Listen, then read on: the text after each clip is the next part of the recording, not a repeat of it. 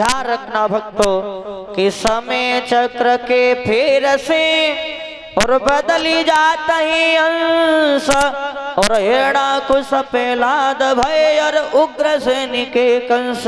ध्यान रखना भक्तों, आज महाराज उग्रसेन के घर में जो पुत्र पैदा हुआ मैया पवर रेखा के उधर से, जब वो पुत्र पैदा हुआ था भक्तों, तो ध्यान रखना भयंकर आंधी तूफान चलने लगे, अशगुन होने लगे, दिन में तारे टूट टूट करके गिरने लगे भक्तों। ऐसा ही नहीं, कर्म कौन सा हुआ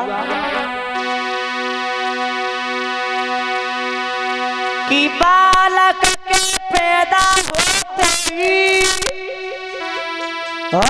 आंधी तूफान मचान लगी और हिल गई पार जमुना जी की कुछ महाप्रलय दर्शान लगी।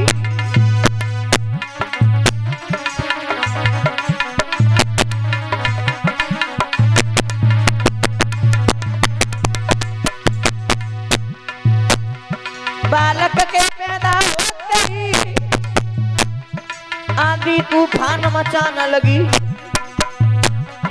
हिल गई पार जमुना जी की कुछ महाप्रलय दर्शान लगी।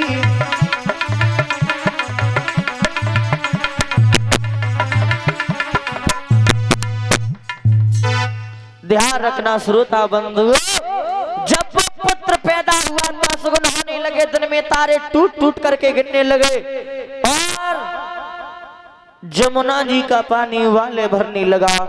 और जैसा ही वो पुत्र पैदा हुआ है उसी बच्चे का नाम रखा भोजराज कंस।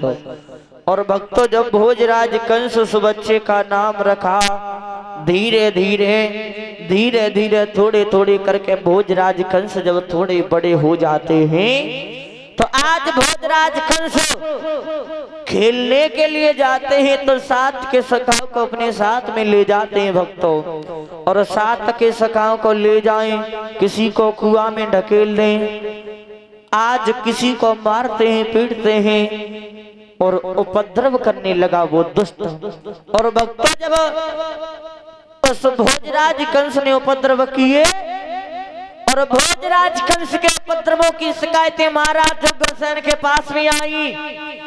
एक दिन महाराज उग्रसेन ने अपनी सभा लगवाई और सभा में सभी लोगों को इकट्ठा किया, भोजराज कंस को बुलाया, जवाब दिया, बेटा अगर शेर अपनी बनी को उजाड़ देगा तो अपने शरीर को कहां पे छुपाएगा। भोजराज कंस ने जवाब दिया, पिताजी आखिर आप कहना क्या चाहते हो, साफ साफ कहो, जो भी कहना चाहते हो वो साफ साफ कहो। तो उग्रसेन महाराज बोले, बेटा तुम जो उपद्रव कर रहे हो उन उपद्रवों की शिकायतें हमारे पास में बहुत आ रही हैं, उपद्रवों से हमारी प्रजा को बहुत कष्ट पहुंच रहा है, हमारी तुमसे विनती है कि तुम उपद्रव मत करो बेटा, मत करो। उसी समय जब इतनी बात भक्तों भोजराज कंस ने जब इतनी बात सुनी तो जवाब दो, पिताजी अब तक तो हम यही सोचते थे कि केवल तुम्हारा शरीर बूढ़ा हुआ है, और अब महाराज हमें पता लग चुका है कि तुम्हारे शरीर के साथ साथ तुम्हारी अकल भी बूढ़ी हो गई। मेरी एक बात सुनो, बोला वो दुष्ट, अरे कोई काऊ की नहीं माने तो आला मानी जाए डंडे से।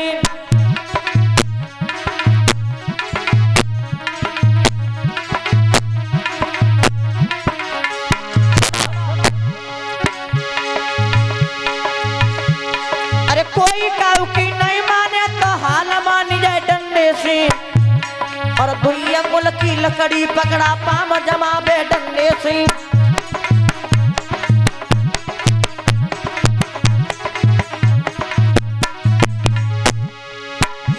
अरे दुई अंगुल की लकड़ी पकड़ा पाम जमावे डंडे से, और कंस राज पर जाके वो ठिकाने लावे डंडे से।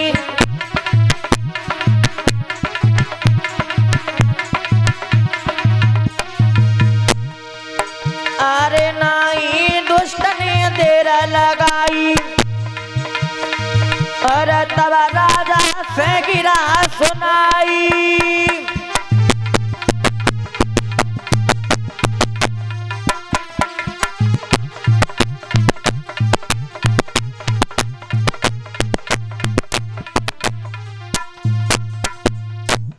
ध्यान रखना भक्तों। जवाब दिया कि राजन, पिताजी अब आप शासन लायक नहीं रहे, राजगद्दी लायक आप अब नहीं रहे, आप हमारी बात मानो, नीचे उतरो। उस दुष्ट ने भक्तों ने कभी दया नहीं की, अपने पिता को नीचे की उस आसन से नीचे उतार दिया और आज अपने पिता को महाराज जेल में डलवा दिया। और वो दुष्ट आज राजगद्दी का मालिक स्वयं बन करके बैठ गया।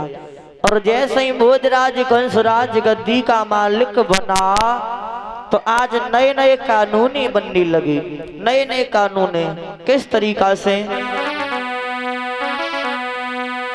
कि अधिकारी भाव जब कंसराज, अरे तो कानून नए नए बनने लगे।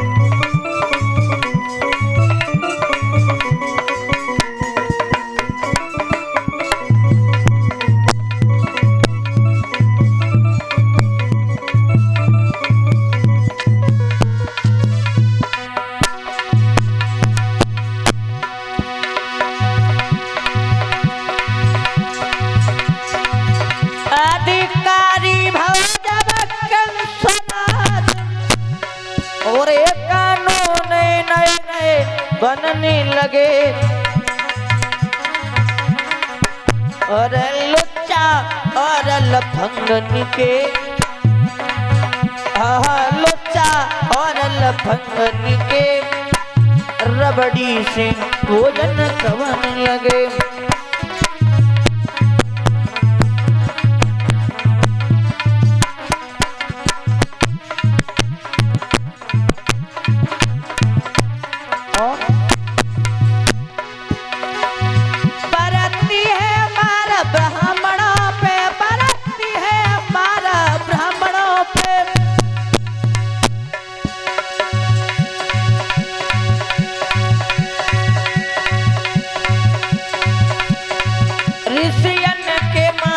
फूटते गौशाला कहीं जल रही हैं, गौशाला कहीं जल रही हैं, देवालय कहीं टूटते हैं।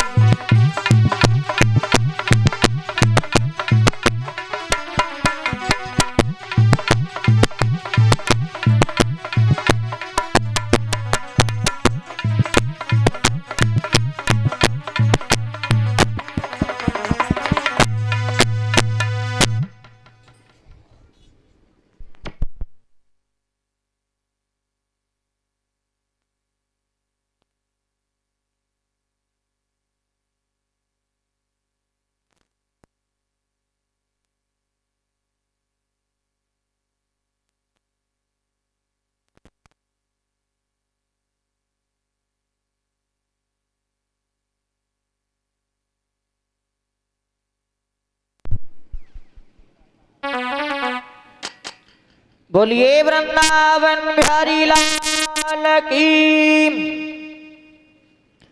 ध्यान रखना भक्तों, आज जिस समय वो दुष्ट भोजराज कंस राजा बना, ब्राह्मणों पे मार पड़ने लगी, गौशाला जलने लगी, आज दशाई कुछ और हो गई। और भक्तों ध्यान रखना, वो भोजराज कंस जब राजा बना है, धीरे धीरे समय व्यतीत होता चला गया। वो भोजराज कंस अपनी राजपाट को चला रहा है धूमधाम से। और ध्यान दे, जहां तक आवाज पहुंच रही हो सही भक्तों को सूचित किया जाता है। सही भक्तों गृह कार्य को विराम दे करके कथा पांडाल में आने की कृपा करें। अब सही भक्त ताली बजाते एक भजन बोलेंगे, उसके बाद में देखेंगे कथा प्रसंग की ओर।